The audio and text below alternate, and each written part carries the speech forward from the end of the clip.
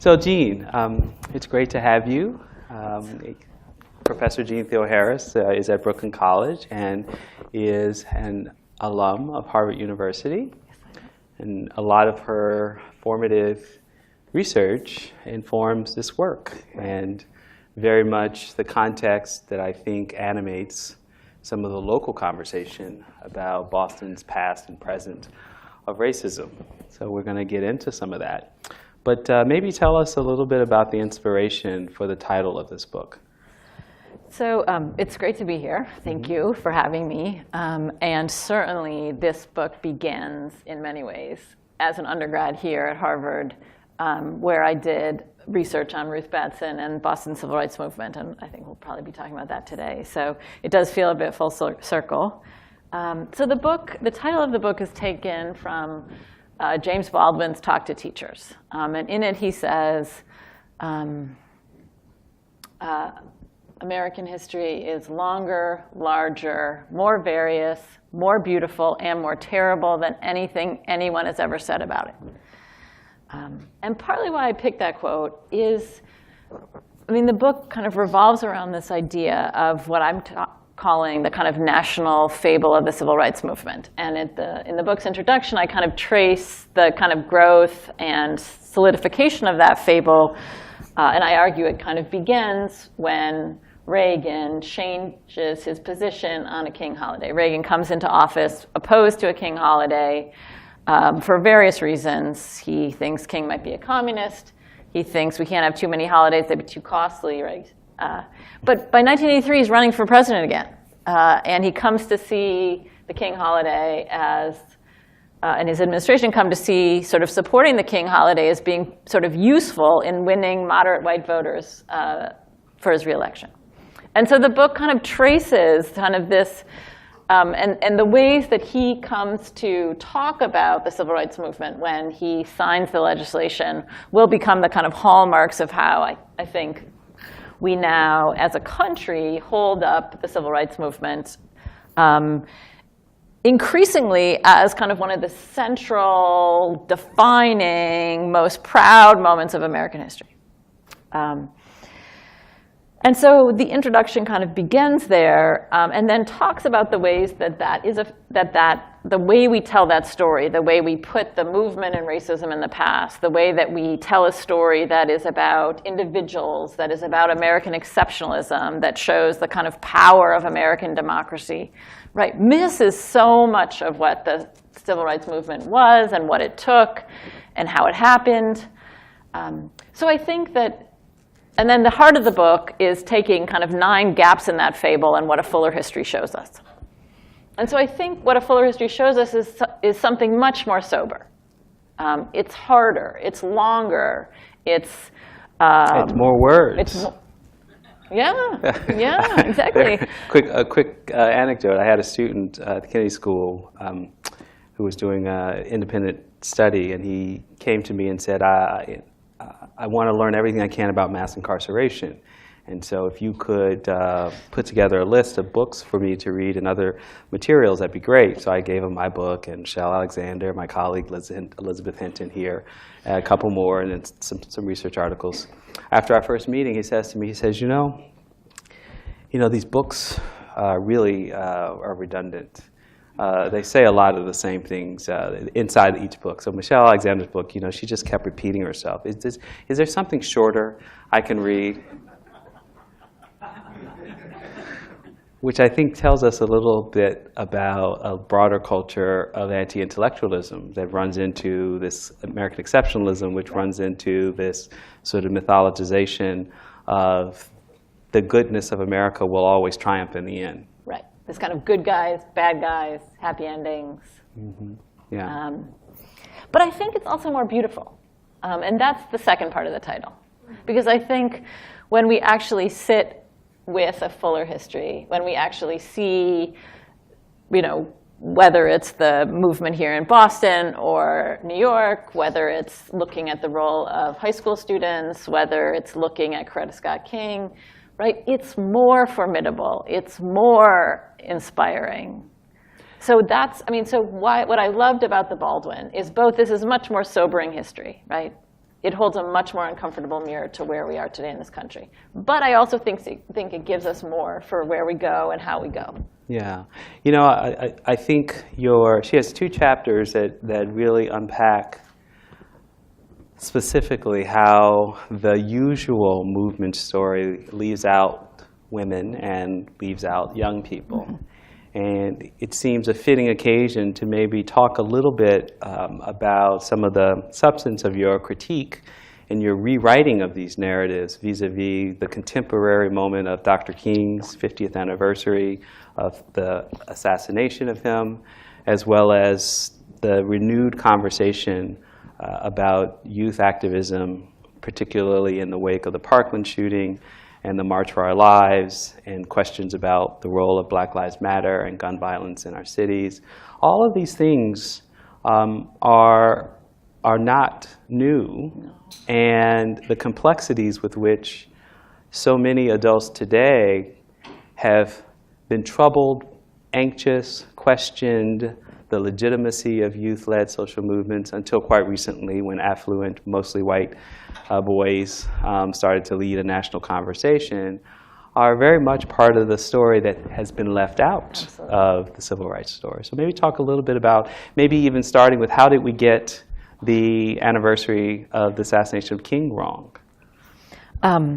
So there are 2, I mean, I've been sort of obsessed with a couple things. The first is so much of our conversation over the past months, and there's been so much reporting and documentaries and op-eds, and Coretta Scott King has been totally side-noted, as if, right, she's not central to the story, as if she's not central to Dr. King's sort of politics and political development.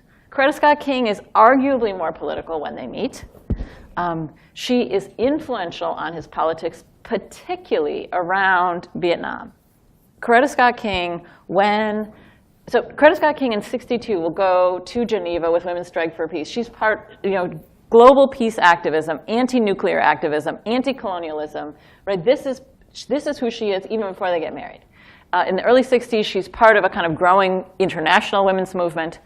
When he wins the Nobel Prize in 1964, she is clear that they now have a different responsibility to the world. And she starts telling him that. Mm-hmm. And very much I wish that the movie Selma had started, that scene where they're getting ready for the Nobel Prize, right, and they're getting dressed. What I wish that they had put in that scene was actually Coretta Scott King, which we know she does, saying, you have a different responsibility now. We have a different responsibility now. You have to come out against the war in Vietnam. Yeah. And what we know is that Coretta Scott King comes out publicly much earlier than Dr. King. Yeah, she gives you, you're right about a major speech she gives. She's the only woman on the docket for a major anti-war rally at Madison Square Garden in 1963, right? Right, and then in '65, she's again speaking publicly. A reporter asks Dr. King, well, did you educate her? And he says, no, she educated me. Yeah. And so to understand how King gets to, and it's a very difficult decision, right? Because so many of their inner circle is opposed to him coming out against the war in Vietnam. But to understand how he gets there without centering her, and then to not look at the decades of activism, right? People often talk about Coretta Scott King as preserving his legacy, right? She makes it a living legacy. Right? She takes this idea for the Poor People's Campaign and she helps take it forward. She does all this stuff around welfare rights and full employment in the 1970s. The FBI is surveilling Coretta Scott King massively in the late 60s and early 70s because they're so worried that she is tying the civil rights movement and the anti-war movement together. Yeah. Right? She's doing anti-apartheid stuff. So I think, but to me, part of why we leave Coretta Scott King out is because of this kind of way that we like a kind of movement in the past that's a kind of sepia tone tragedy.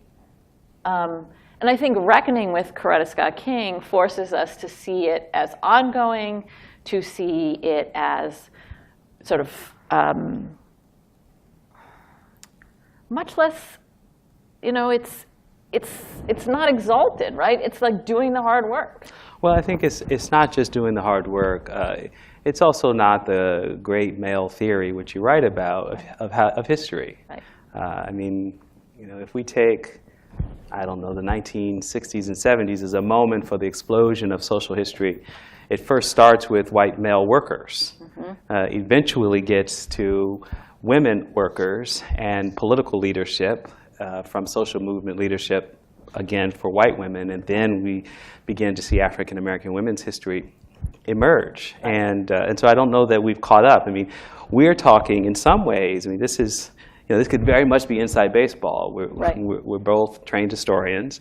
And in some ways, the gap between those advances in the historiography, the writing of history by historians, and public knowledge has only grown as the historical profession and academic historical writing has gotten more sophisticated and more inclusive over time, over the last 40 years. And public knowledge has flatlined, like absolutely flatlined.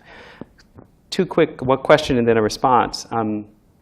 I just think it's terrific to tell the story about Coretta Scott introducing Dr. King in 1952 to Edward Bellamy's Looking Backward. Because I think that so much of, again, the way we get Dr. King wrong is not only we don't imagine that Coretta is informing his radicalism, but we also get wrong that his radicalism only emerges sometime between 67 and 68, when in fact he starts in a position where he's thinking about socialism, he's thinking about communism, he's thinking about capitalism. And so maybe Hoover was right in the end. So maybe just talk a little bit more about Coretta's role in her own socialist thinking and theorizing about how to make change. Because part of this is also they're both watching anti-colonial movements happen. And the struggle or the scramble for Africa and Latin America is turning on the question of whether they will fall to the Soviets or be uplifted by the Americans. Right. I mean, so in 1948, Coretta Scott King is supporting a third-party candidate, Henry Wallace, and goes to the Progressive Party convention, one of a couple dozen black people who go to the, so Coretta Scott King is already kind of coming out of college with this, quite radical, part of the appeal of Henry Wallace is he's running on a sort of more desegregation platform, but part of it is he's not sort of playing into this kind of fervent anti-communism of the time. Part of understanding why they fall in love is understanding that they have this real shared sort of political commitment. So there's one story I want to tell from Montgomery. So one of the moments people often celebrate about Dr. King's leadership comes 6 weeks into the bus boycott, when the King's house gets bombed. So just to remember, King is 26. They're both both of them are super young, right? 26, 27 when the boycott starts. They've just had their first baby in November, Yolanda. So the baby is less than 2 months old when the house gets bombed. Coretta and Yolanda are in the house. Thankfully, managed to get out. As you might imagine, Daddy King and Coretta's dad come right down to Montgomery and are like, you guys got to get out of here. And if you fool won't get out of here, at least she should get out of here with the baby, right? And this moment of, people often, all the biographies about King talk about this moment and this emerging leadership, right? Because King, goes out and quiets the crowd, and this is this sort of moment when his leadership really emerges. But to sort of see this moment from Coretta Scott King's vantage point, right? We've got both dads down there being like, you got to get out of here. And she basically is like, no, we're not going. And Dr. King is later quoted as saying, like, she's sort of the only, she's really pivotal to kind of what happens. And if we think about if she had left, right? If she had flinched in that moment, right? How different, where we are in the boycott, we're not even at full desegregation. They're not even calling for full desegregation on the bus. They haven't even filed the federal case. There's so many things ahead.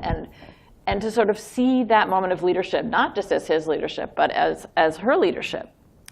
You have this great line you said she quips, and I don't have it at the ready, but she says that Coretta basically answers the phone and says, Martin's sleeping right now. You'll have to call him at a suitable hour if you want to threaten his life. Right, let me take your name and number down so he can call you back when he's fully rested, right? Right. So she's like, she's like super hilarious and sassy. Nerves of steel, right? Nerves of steel, totally. Yeah. Yeah, you have this. She has this great part of the book later on where she tries to create a sort of set of movement protocols or things that really you learn from this actual history, right. this more expansive story that draws on the strengths, the indeterminacy. And one of the things is that courage right. is both necessary, but also that it's infectious in a way. Yes. That a little bit of courage here and a little bit of courage there helps everybody be a little bit more courageous. Right, and that like both courage, like all of these people who are being so deeply courageous are talking about how hard it is and how scared they are. And, obviously, Rosa Parks plays a big role in this new book, too. And I think one of the things that happened after I published the biography was that part of her papers that I hadn't gotten to see when I wrote the biography were opened at the Library of Congress. And they're amazing, and they're now online. And in those papers, there's this sort of small cache of personal writings that have survived, basically that seem to date from kind of the mid-'50s, sort of during the boycott, maybe the year or so after the boycott. But 54, 55, 56, 57. And Rosa Parks is writing a lot about how crazy she feels, how lonely she feels, how hard it is to be to sort of be kind of mentally stable in the midst of sort of white supremacy, how much people who dissent are treated as they're crazy. And it's really interesting because I think the whole way that Rosa Parks and the Montgomery bus boycott are now taught to us, right, is it's so obvious what's wrong, right? It's so obvious where it's going to go. They make it seem like she sits down and people just rise up, right? When in fact, Like before you tell that story, so you have to be honest. I use poll everywhere in my classroom, so we can kind of get people to be truthful without embarrassing themselves. But by show of hands, how many people think they know what she's about to say about the real Rosa Parks, right? Because everyone knows the one that set down tired seamstress. But so I'm not saying you have to tell us what you know, but do you think you know what she's about to say about the real Rosa Parks? Raise your hand. She started instantly. And she started to beautiful, and they had to get a present, right? Present, people present. So, and so that's called our national mythology. But I love the fact, I love the fact that she was on my birthday. My birthday, too.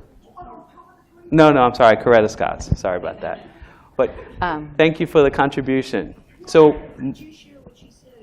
she's going to say it again.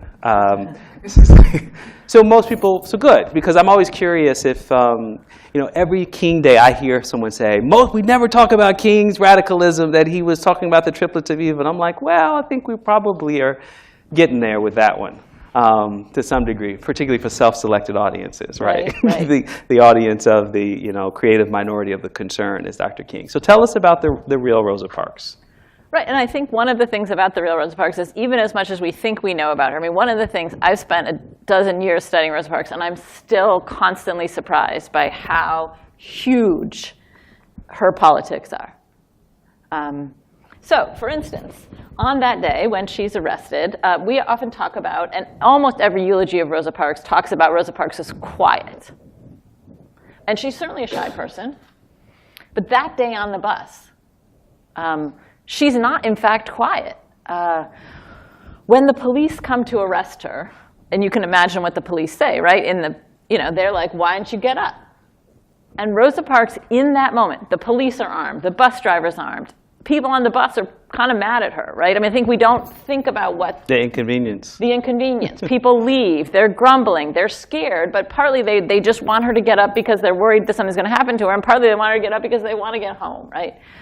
So she talks about the bus being super lonely. She's like, it was one of the hardest days she talks about. So the police officers get on the bus and they're like, why didn't you get up? And she says, why do you push us around?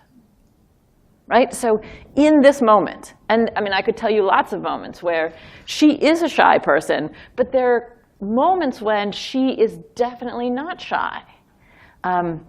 She's taken to jail. In her jail cell is a woman who is in jail because she picked up a machete because her boyfriend was beating her up. And she's not been allowed. The boyfriend wants to get her out. She doesn't want that. And the police haven't allowed her a call to her family. And she's been in there for a couple of months. So Rosa Parks will smuggle out of jail that night this woman's brother's phone number so that she can call him and say, your sister's in jail here in Montgomery. And she does. And she will talk about seeing the two of them out like a week or two later. So she's thinking like a political activist. I think some of us have learned this new mythology, which is that Rosa Parks is planned, that it's a plan, or it's a plant, right? Or she's picked. And that's a myth, too. That's not to say they are thinking about a legal case. We are a year after Brown. The Women's Political Council has written to the bus company after Brown to say, if you don't change, we are going to have a boycott. So there are these ideas already floating around. But Rosa Parks is not planted on that bus. It is not planned. And in fact, one of my favorite quotes from her is she talks about being irritated and annoyed because she's gotten arrested oftentimes, and she'd been kicked off the bus before. She'd been evicted from the bus before, and she says she thinks the police that day just want to evict her from the bus, that it's the bus driver that takes this extra step to have her arrested. So she's all annoyed that she's gotten herself arrested because she sees that she has more important work to be doing. She's planning this NAACP youth workshop for that weekend. She does not at all see this as the beginning of something glorious. She sees it as a line in the sand for her, absolutely. She sees it as a line in the sand vis-a-vis Emmett Till, because 4 days earlier, she goes to this huge mass meeting in Montgomery because the lead organizer in the Till case has come to Montgomery to let them know that the two men who lynched Till have just been acquitted.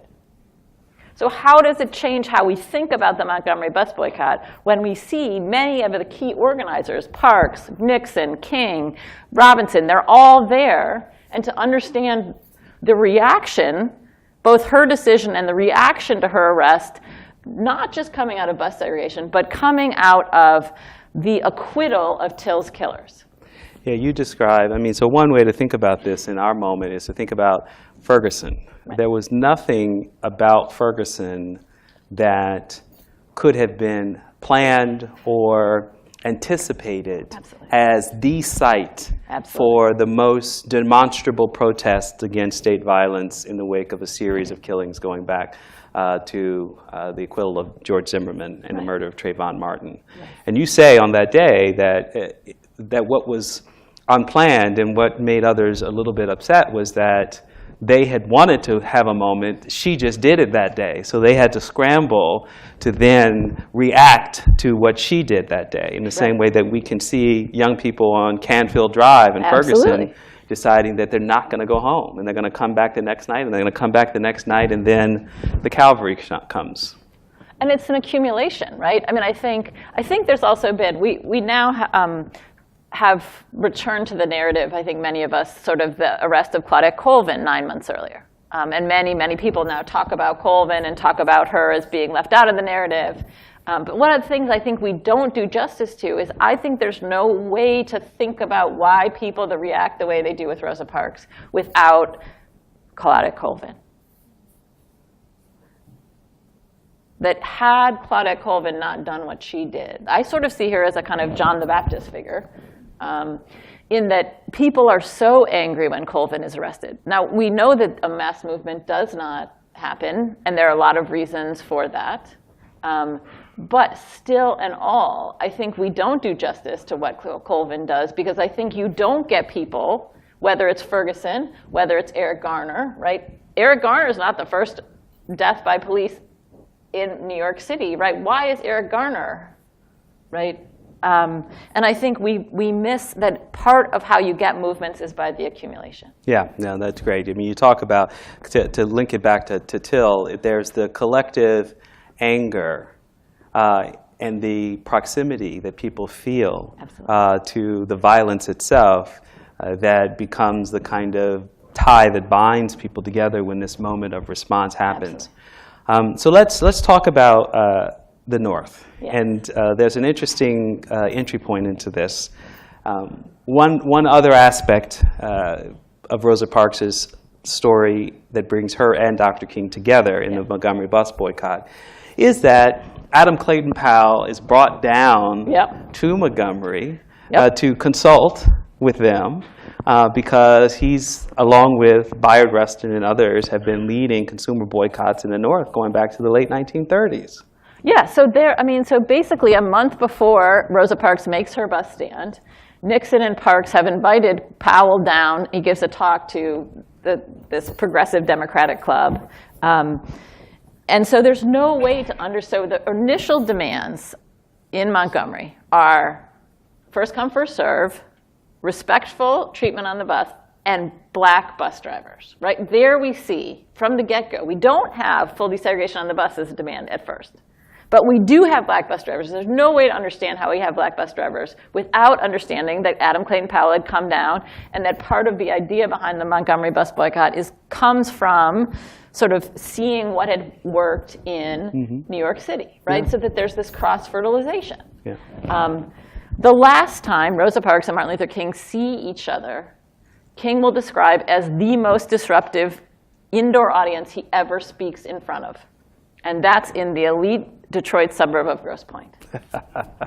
And Parks will talk about it as a horrible mess. This is 3 weeks before King will be assassinated. He comes to Grosse Pointe to give an address. They're so worried he's going to be assassinated that the police chief actually sits on his lap as they drive him in, because they've made the people who are sponsoring him take out extra insurance at the high school. I mean, and it's a mess. And he's interrupted so many times during this speech. At one point, he says, we're going to have a question and answer period, and so when we get there, you can talk. We can have questions about my traitorness then. Right. Because he's clearly this audience is just yelling traitor, traitor, communist traitor, traitor, anti-American traitor. I mean, it's just, Parks describes it as a horrible mess. So to kind of see that, in fact, I think we often, our narrative of the civil rights movement is so Southern. Our narrative of Rosa Parks is so Southern. Our narrative of Dr. King is so Southern. Yeah, so let's talk about that, because another major intervention you make is to, even in a contemporary moment, you open the book talking about 50th anniversaries, which of course we've experienced. I used to run the Schomburg Center. We were in the business of commemoration. Right. So I have been through most of them over the last several years. And I'm guilty of this as well. But Jeanne makes an incredible point in the book. She says, at the moment when President Obama is gearing up for the commemoration of the March on Washington 50th, which he did a major public address on the Mall, to the enactment of the Edmund Pettus Bridge March to commemorate Selma, there's the largest student teacher demonstration in American history, when on February 3rd in 1964, almost 500,000 students walk out of New York public schools. Why?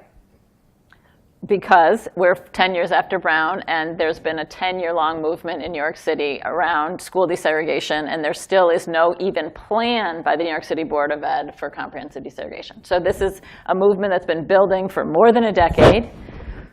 This is, as Khalil is saying, the largest demonstration in the history in the 1960s, right? It eclipses the March on Washington. And yet, what would it have meant had President Obama come to New York City and marked this movement? How many of you have read Nicole Hannah-Jones' reporting in the New York Times Magazine? I recommend it to you.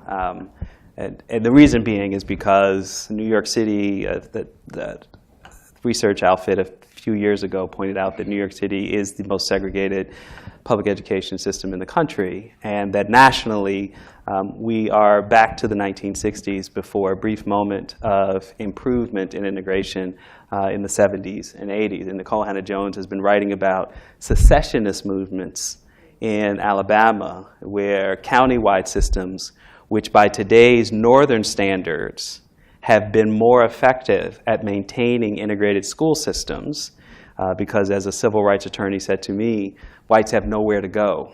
You know, they can't move to another neighborhood.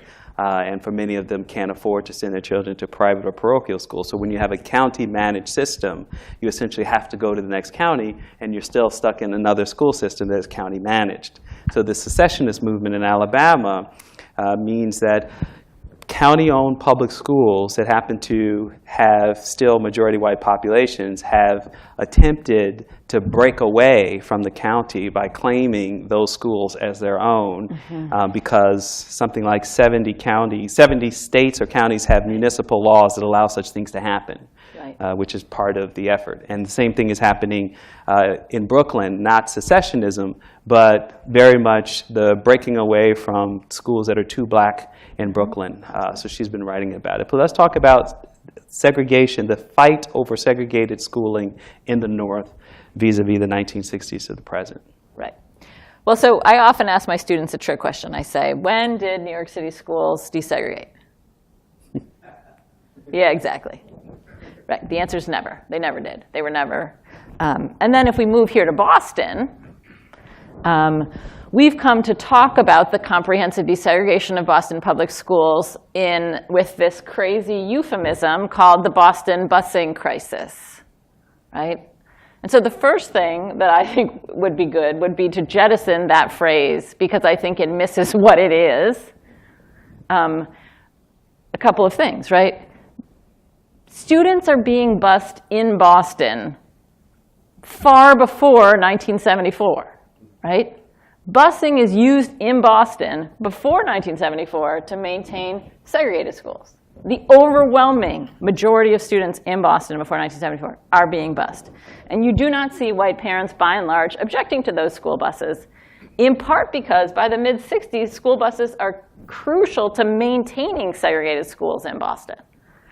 And so what would it mean to center, because again, with Boston, we have this like weird, Boston does appear in the ways that we write about kind of race in post-war America, right? It's the tail end with the Boston busing crisis, which is this often described kind of misguided or, well-meaning but misguided kind of attempt by this, suburban judge to impose his will on the working class people of Boston. And there's a lot of things wrong with that narrative. The first is there's a 25-year movement in this city, right, that leads to that decision that Judge Garrity makes, right? That movement starts before Brown. It is relentless. Dr. King comes multiple times in the early 60s to join with that movement. He's also dismissed, right? Over and over, right? Boston School Committee shuts down meetings when they start to talk about segregation. They constantly insult black parents. So basically, the sort of line in Boston is we don't have inferior schools, we have inferior students, right? And over, we see variations of that kind of language being used by Boston School Committee members. We see parents, right? One of the things Boston does to try to make itself look compliant with Brown is they start this open enrollment plan, which largely white parents are using to get around like schools that are changing.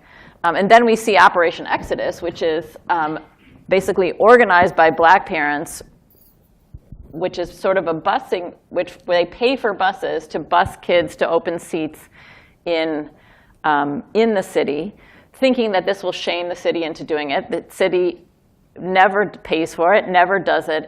But in fact, in this incredibly cynical move, when the school system gets taken to court in 72, which is what leads to Garrity's decision and what happens in 74, the Boston School Committee will cite Operation Exodus as part of how they are compliant, even though they want nothing to do with it.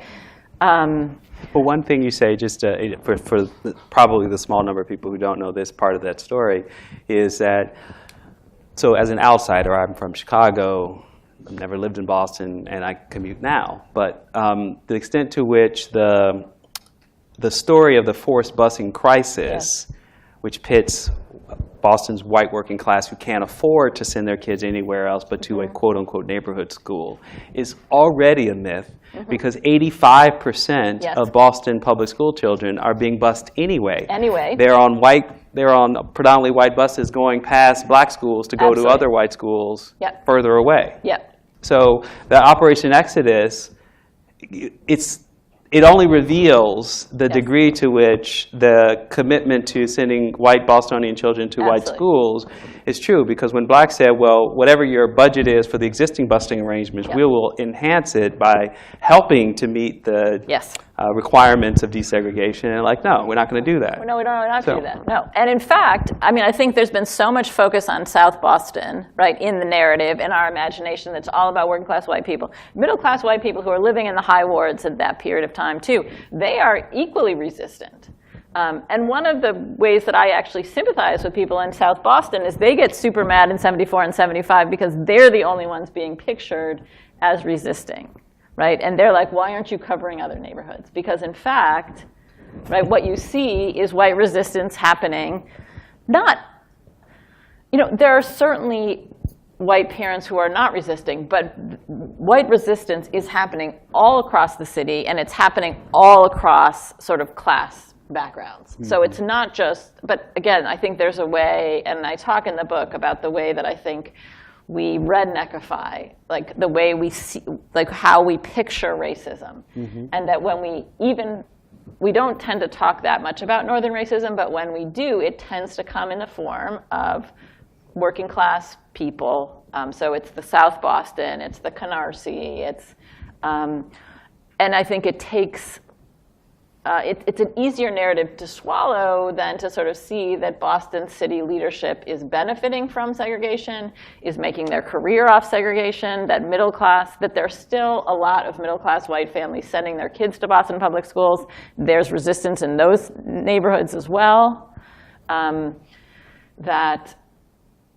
that there had long been resistance in this city, right? That this comes to a head in 74 because so many steps were taken to avoid desegregation. Yeah, which is a consistent theme that you point out in the earlier boycotts of the South. I mean, in some ways, maybe just to bring some themes into broader focus, the Northern story has been erased by virtue of a logic that only racism exists in the South. We call this the myth of Southern exceptionalism. So that anything that represents what we might call today a racial disparity is a function of what some of your people said, self-segregation, or lack of commitment to hard work and education. And that's not racism. No. Those are decisions that people are making. It's culture. In fact, in my work, I describe the work of the third commentator, national commentator, who writes a big book on Boston called In Freedom's Birthplace. His name's John Daniels. And he'd been a social worker at the Robert Gould Shaw House here in Boston, part of the settlement house community of mostly progressives.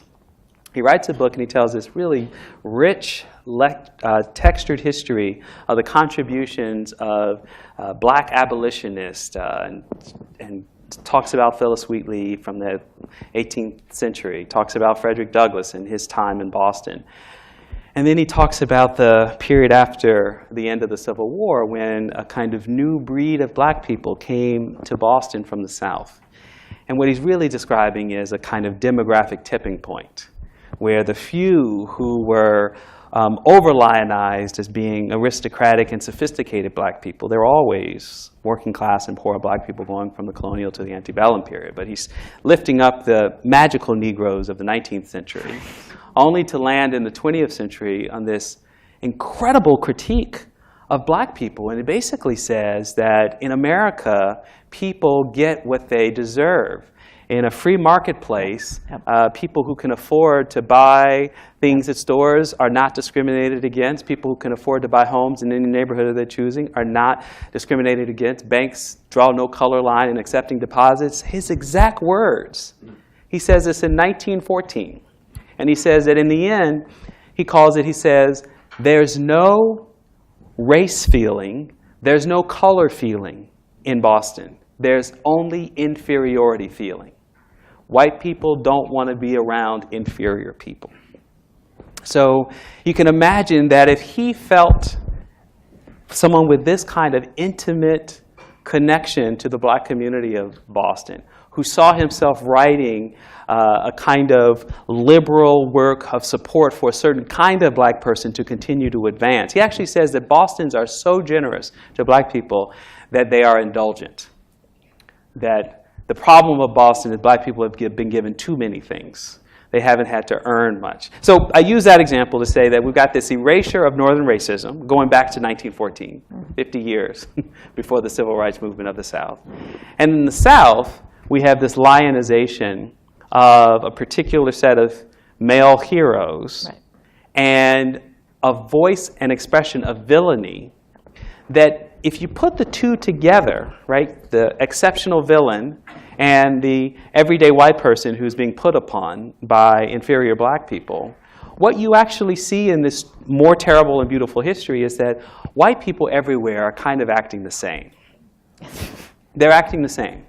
They're coming up with similar logics. Right. They're engaging. I mean, one of the things you say that's really revealing about the bus boycott is there is a lot of give and take between white city leadership that are trying to quash this problem much earlier, because that's not the story we tell. We tell the story of the young toughs who are standing menacing on the corner waiting to impale some innocent 12-year-old who's marching in a nonviolent protest, just like we tell with the famous image in the Boston busing crisis. But we miss that the kind of machinations that are going on at the Boston Public School are similar machinations that are going on in Montgomery's Chamber of Commerce. Right. I mean, so when the Montgomery bus boycott first starts, one of the responses city leaders have, which is going to sound very familiar to us, is they're like, these are some rude bus drivers. And if you just tell us about these bad apple bus drivers, right, these rude bus drivers, we could take care of it, right? So what they try to do, what they say is, right, that you shouldn't be treated that way, but you should have told us, and we should, this is a problem of bad apples. We've heard that before. We've heard that before, exactly. Yes, we have. I mean, I think similarly, so one of the things I think we now know or believe is that Southern newspapers could not cover the civil rights movement in their own backyard. And that what we have are these kind of the mainstream Northern press, right, both places like the New York Times and many of kind of this century's greatest writers will cut their teeth, Howell Raines, David Halberstam, going and covering the Southern struggle. And obviously we have the emergence of TV news in this period, and similarly with TV news. But when we turn our gaze to how these same outlets are covering the movements in their own backyards, it's less pretty, let's say, right? So if you look at how the New York Times is covering the movement in Birmingham in 62 and 63, versus how they're covering the movement around school desegregation in New York City from like 62 to 64, right? It's very different. And the New York Times sounds a lot like Southern newspapers describing, their own protests. So that when we get to the school boycott, the New York Times uses words like unjustified, unreasonable, reckless, violent. Violent. And I say that word again because there's nothing violent about students and teachers staying out of school, right? But it's disruptive, right? And so one of the ways that we see the kind of language of violence south and north, right, is when we start to see people disrupting the status quo, right? The idea that a protest that's demanding a plan for comprehensive desegregation 10 years after the Supreme Court had said that people were entitled to an equal education and segregated schools were unconstitutional is unjustified 10 years after the Supreme Court had sort of resolved that issue, right? There's nothing sort of unjustified or unreasonable about that. But the New York Times is casting this, right, in, again, language that if I didn't tell you this was the New York Times talking about sort of the New York civil rights movement, we might think it's the Jackson Ledger talking about the movement in Jackson, or we might think it's the Atlanta Journal-Constitution, or whatever it's called back then, right? That I think we've also missed the way that the media at the time is shaping the narrative of the civil rights movement, and by the early 60s has turned its attention to the Southern struggle and is doing some very courageous reporting and much more critical reporting and not taking city leaders at their word. But at the same time, in its own backyard, right, is not doing that. Yeah, well, the Kerner Commission is one example of the disconnect between liberal mainstream media in the North dealing with the uprisings going back to Harlem in '64 or Watts in '65. Kerner Commission is basically says that it's institutional racism writ large in America, and many editorials are not on board with the implications of what that means. And the report, as you know, by Johnson's team is mostly buried. So I had a question as we begin to move to Q&A, so that's a signal to formulate those questions or comments, either are fine. And so Boston was the site of a massive rally in the wake of the Unite the Rally event that happened here, I guess a week or two after the Charlottesville riot of, so note riot instead of rally, words matter, back in August of 2017. And in light of your work, I was wondering if you, the historian of Boston, the historian of the mythologization of monuments to the civil rights leadership in the South, but very few here in the North. You wrote a wonderful piece with Brian Purnell in the Washington Post talking about this moment of Charlottesville as an occasion not to double down on Southern exceptionalism, our focus on those terrible people who are Klan sympathizers or participants or Confederates, but in fact that this is a national problem and the North could be missed. So the question I have for you is, if there had been a Black Lives Matter rally before the Spotlight report to talk about institutional racism here in Boston, would all of those same people have come out to support a rally in favor of bringing greater attention to the need to deal with racism in its own backyard? Right. And I guess where I would add to that, and again, like I could be wrong, but I read through the Spotlight, which I thought some of the reporting was exceptional. But what was not exceptional about it is that there was not a real serious treatment of a long-standing civil rights movement in this city. And why I think that matters is I think one of the current Northern tendencies, and we see this historically as well, is you have these racial conflagrations, whether they're uprisings, whether they're, where we have these moments of reckoning. And this is true in Ferguson, and this is true in Watts 50 years ago. And the ways they get reported afterwards, you see all of this reporting on inequality. And we saw some great reporting after Ferguson on inequality in St. Louis area. A lot of focus on bad apples in police departments, and a lot of call for more diversity. In police. And some really great reporting even on kind of the structural underpinnings of it. But almost no reporting on the fact that people have been talking about this and organizing around this for years before the Ferguson. Similarly, you look 50 years back to the reporting around the Watts uprising. Even though you begin to see some very robust reporting about segregation in LA in the wake of Watts, you do not see kind of a reckoning with the fact that there's this long-standing civil rights movement in the city talking about police brutality in 62, 63, 64 that gets ignored. So one of the questions and one of the things that I felt in terms of even this new Spotlight reporting is by not talking about a long-standing civil rights movement in the city, there's a way that we're not accountable to the fact of ignoring it, of dismissing it, and also it makes the reporter the discoverer of the truth of the inequality, and I think misses, in a kind of convenient way, all of the voices that are saying it in forms that are not being taken seriously. Whether it's parents coming to sort of talk about schools, whether it's people organizing around police brutality in Boston, right? That these are, I think, misses, in a kind of convenient way, all of the voices that are saying it in forms that are not being taken seriously. Whether it's parents coming to talk about schools, whether it's people organizing around police brutality in Boston, right? That these are, I think, what would it have meant if that Spotlight series had also foregrounded all the organizing around these issues that had been ignored, whether it was around policing or housing or schools or sports? Well, it also feeds a kind of, so I think the report is excellent. I completely agree with this. And in an unintentional way, for those reporters, I think it feeds a kind of technocratic approach that only ever sees a crisis looking forward. And of course, if you've been a policy expert for 30 years, you probably have some blood on your hands.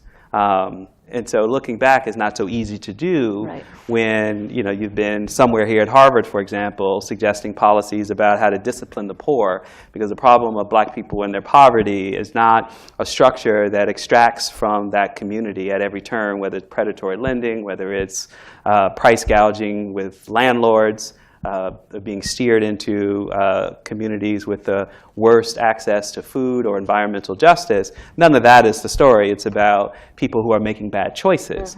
And so when you develop social policies that are more about disciplining the poor so that they can behave better rather than addressing the structural inequality, when you have the truth of a moment, you can't look back. Because your fingerprints are on the mirror behind you. And I think, to take Brian Stevenson's work to heart, I know that you and I both are big fans. He talks about the narrative of racial difference as the legacy that connects us back to our original sin, and through sharecropping and Jim Crow up through the present. And that narrative of racial difference still informs how people are filling in the blanks when they're presented with this information. So without a historical context, without a sense of the deep cycles that come and go, one, you erase that black people have always stood up for themselves and spoken to these things, diagnosed their crisis, and suggested solutions to them. And then two, make it appear as though now that we know, we're going to get it right finally. Because of course, we'd be somewhere between algorithms and good-hearted people who are now, this is the same thing with the New York Times report that came out a couple of weeks ago from Stanford and Harvard economists saying that black boys are falling off the cliff no matter what their parents are up to. Again, there's no history, there's no redlining, there's nothing, there's no conventional wisdom within the black community that didn't need them to tell them what their fate was likely to be in a country where sociologist after sociologist after sociologist keeps pointing out that job discrimination is bad today as it was 25 years ago. Before that, it was 25 years ago. Or that people's resumes are name profiled for being too black because no matter what the qualifications are, that's the thing that matters first and foremost. If they happen to be looking for a great black candidate, then you might get the job. Otherwise, forget about it. All right, I'm ranting. Jeanne, I'm going to let you say anything before I open it up, but otherwise I'm going to open it up. Open it up. Open it up? Yes. Now, do we need the mics for recording purposes?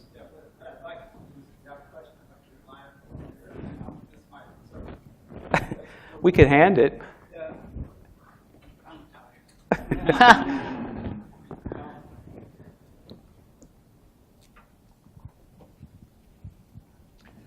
Two things. My name is Jim Marshall. I grew up on Long Island in a white middle-class community, which consisted of Jewish people and Catholic people. The schools I went to were all Jewish because all of the young middle-class Catholic people went to Catholic schools, and we had no interaction with them. I suspect that this has happened in Boston as well. A great number of white people who are Catholic go to private Catholic schools, and in this way, segregation exists. That's one. Two, I live in Brookline. Brookline has a large community of Jewish people and Asiatic people now, more and more. And they have a program, they've had it for years, of Metco. Actually, on Long Island, where I grew up, we had the same program in the 1950s. People came in, people of color came in from Manhasset, and they studied with us. That's one thing. Second issue, not connected. I just recently read your essay in the book edited by Crosby on history from bottom up.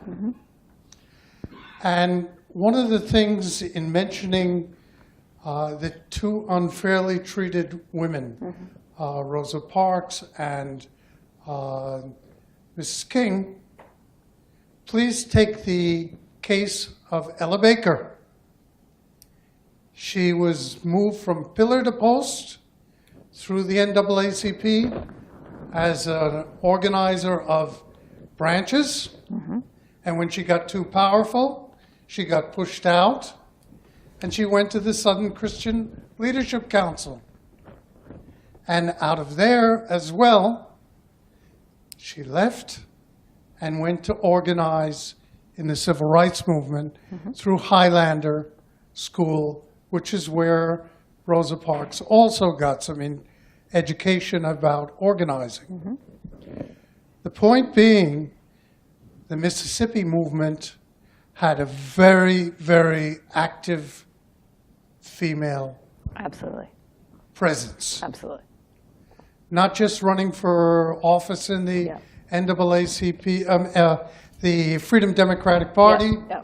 but throughout. Yeah. Yeah. Thank you. And it's something very important. Absolutely.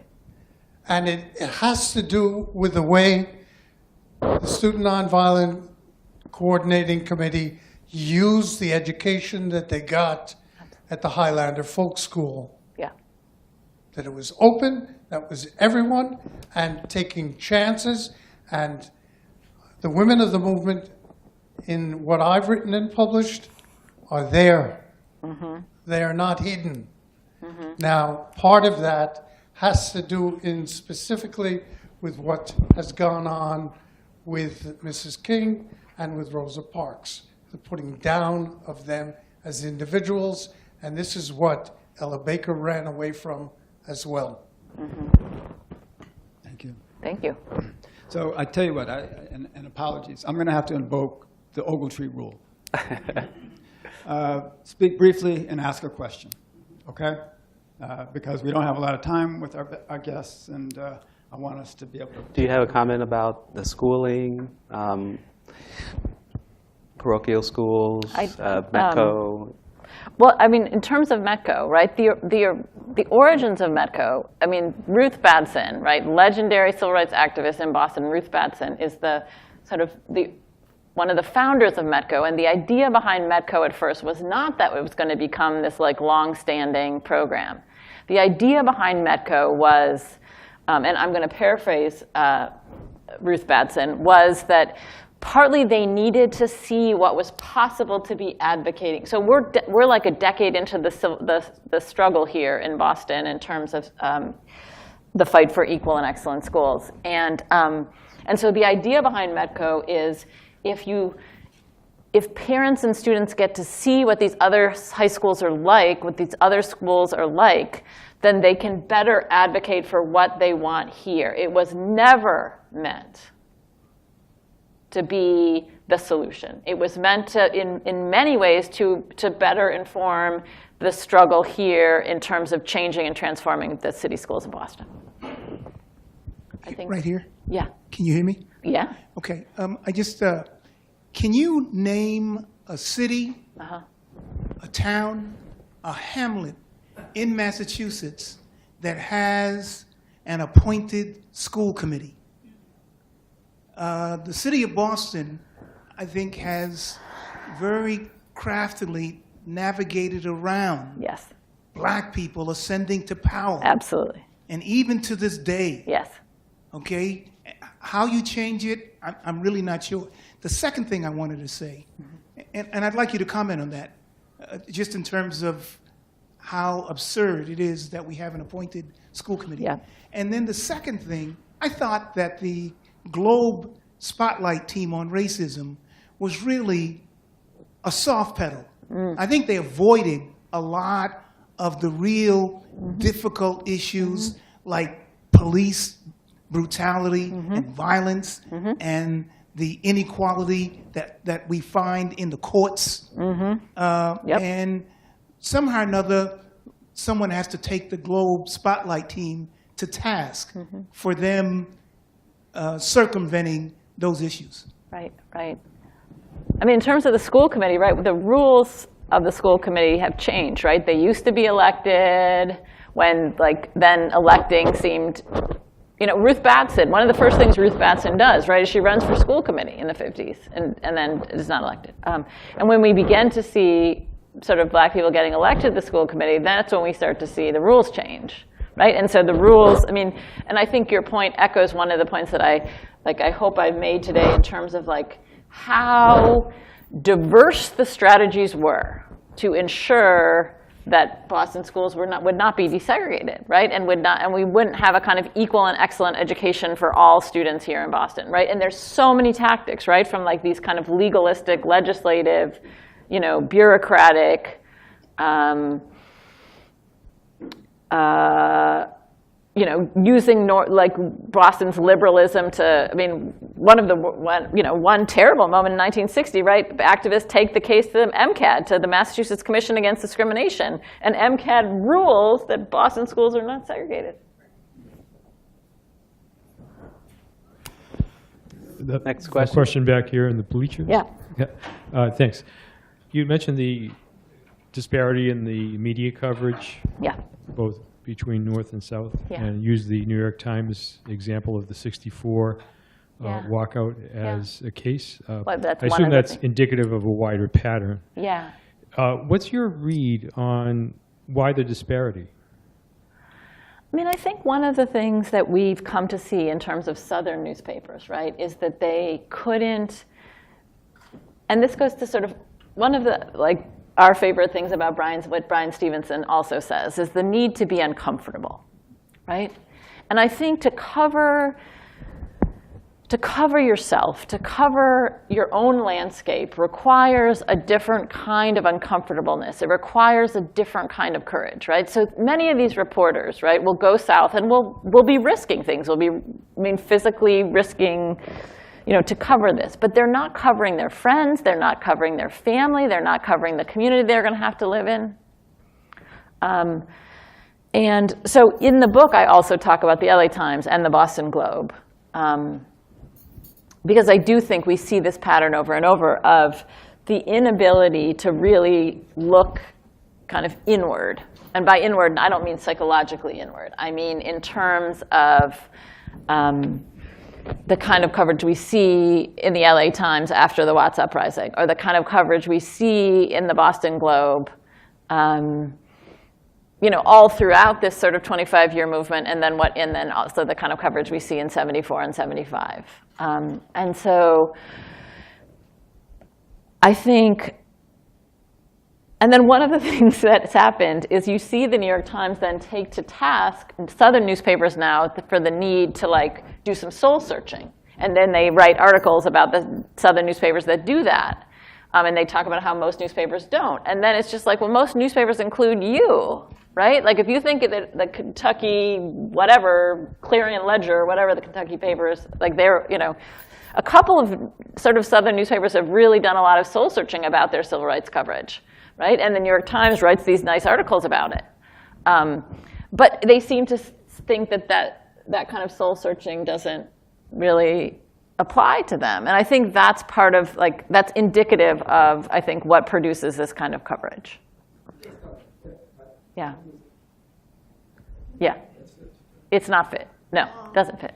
Two real main points. You done okay? Put the mic closer to your mouth, When please. Dr. King got his Nobel Peace Prize, no American newspaper, none at all covered it. None, period. And they always on the back papers. Boston, 1641, the Liberty Laws, right? the Puritan-based liberty laws. The other ones actually brought segregation to this country because they decided they were going to change the common laws of indentured servantship, right? So therefore, if you were white, you got your freedom after 7 years. You were black, that's tough. You were enslaved forever, ever, ever. Okay, now the thing is, it's an issue both white and South. None of this country has never come to grips with this. Man, we're not a beautiful country at all until we do. To say that we are beautiful, we are not. We are at a lessons we're immature until we get over our sway, until we get over our stupidity. We're going to just go circle on and on and on again. So, I'm not at all with this. Thank you. I'm going to get you a book tour with Ta-Nehisi Coates. Yeah. You guys team up together. It'd be awesome.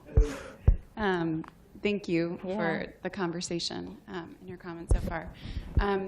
My question is about the idea of, we've been talking about the myths that have been told about the civil rights movement, as well as sort of meta myths about the South and the North and different kinds of black people and different kinds of white people. And so I'm curious, from your work in sort of looking back to the myths and scripts and narratives told, what, if anything, you learned about what would be helpful in thinking about the myths and narratives that would be helpful looking forward, like different liberating myths and stories to tell, because I'm struck by something that was said earlier on about the gap between public knowledge and historians and the academy. And there's so much to learn and to know that is deeper and more powerful and terrible and beautiful. And to the extent that we need to capture those in stories that can be told and retold, how do you think about that, and what comes to mind for you about that?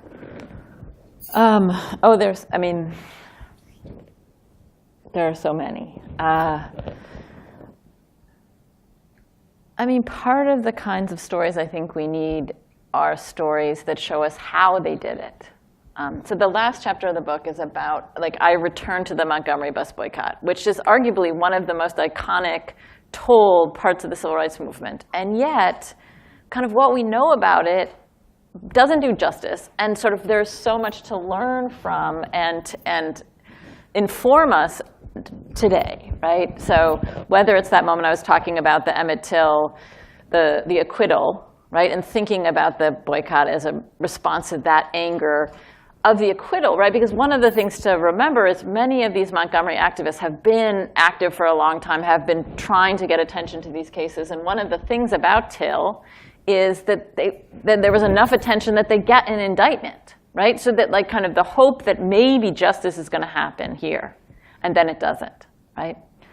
To see that the Montgomery bus boycott is not about walking. It's about a massively well-organized carpool system that the black community creates that's giving 10 to 15,000 rides per day, right? So it's about organization. It's about tons of people doing that. To see that it's about multiple strategies, right? So that it's about this incredibly organized boycott. It's about, one of the things they know is that when people have filed state cases before, there's a case in 1944, a woman in Montgomery, Viola White, refuses to give up her seat on the bus in Montgomery, is arrested, pursues her case in court. Her daughter is raped by police because she's pursuing this case. And then they hold this case up in state court.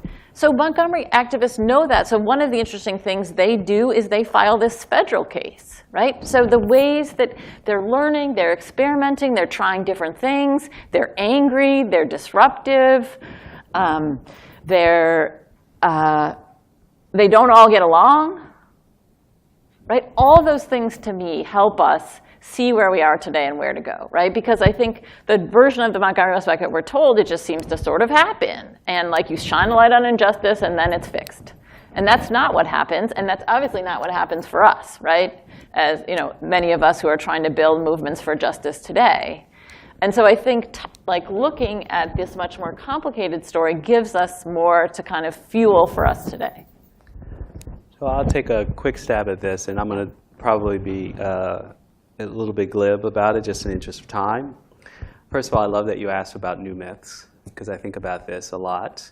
We are trained as historians. We work with archival evidence, but it's always these are artifacts. They're pieces of a puzzle that we can't ever entirely put together. And even if we could, we still wouldn't necessarily agree on what meaning to attach to it. So I say this with that in mind.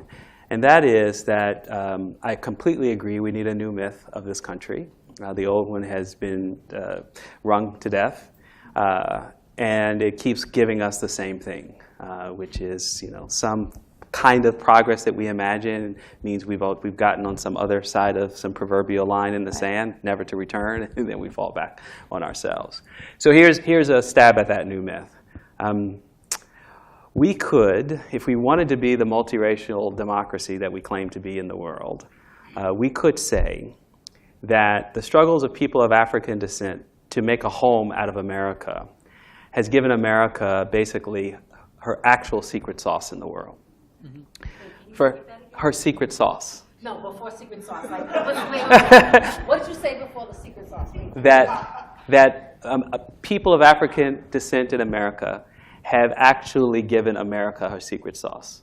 Oh, okay. Yes, and in three dimensions. One, it's their labor that was defined as property. That gave America a head start when it became a nation against the European powers. Of course, they stole the land from native people, and then both through germ warfare as well as actual violence, conquered most of those people. So I don't want to erase that story. But America didn't have to work through very much. And indeed, there were a fair amount of borrowings from what they were doing with black people in order to manage a reservation system that comes much later in the mid to late 19th century. So we could argue that the wealth of the nation runs through black bodies. Then the question of democracy, our political system. It's impossible to not define the story of America's founding origins as the story of European men in the wilderness trying not to be the slaves that they were enslaving to the British crown. And again, I'm being glib, but this is not an unfamiliar story or interpretation. So the very nature of what the Constitution was protecting, how it defined the notion of liberty or to be a slave, was in literal abject reality for white property-holding men in this country as they imagined themselves and the distinctions that they needed to hold constant between those black bodies just beyond their kitchen windows. The second version of democracy, of course, gives us the 14th Amendment, the basis of all other forms of freedom in this country, from poor people to immigrants, to women, to people with disability. The 14th Amendment enshrines all of those protections for those people. And guess what? There's no 14th Amendment without black people fighting in the context of slavery. The last version of this is America's cultural supremacy.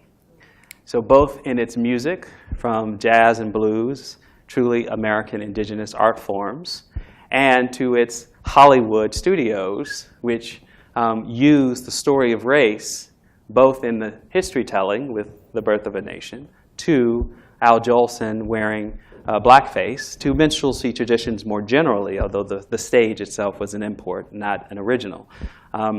So what do you end up with this? What you end up with is the actual story of how America became a multiracial democracy.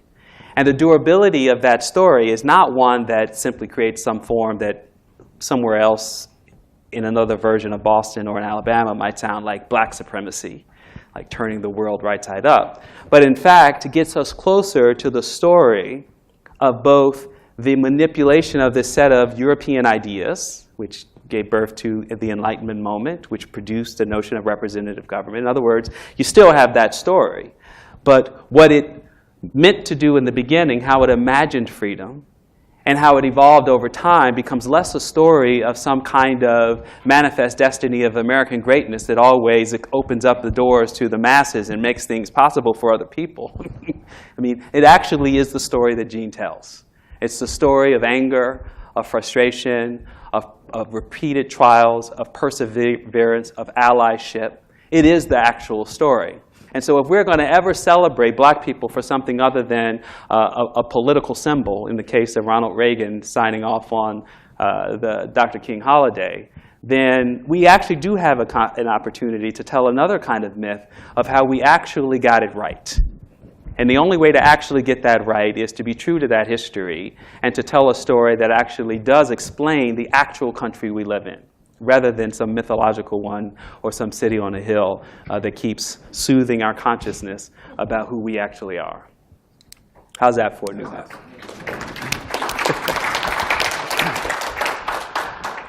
I think maybe we can't top that. Yeah. So I'm sorry, I do think I want us to give a special thanks. And I will say, I'd love to reconvene, right? Because I don't think this conversation is exhausted. Right. And I think, I'll see whether we can figure out a way to keep the conversation going, because it's an important one. In the meantime, I want to thank you all for being here, but I want you to give a special thanks to our guests. Thank you so much.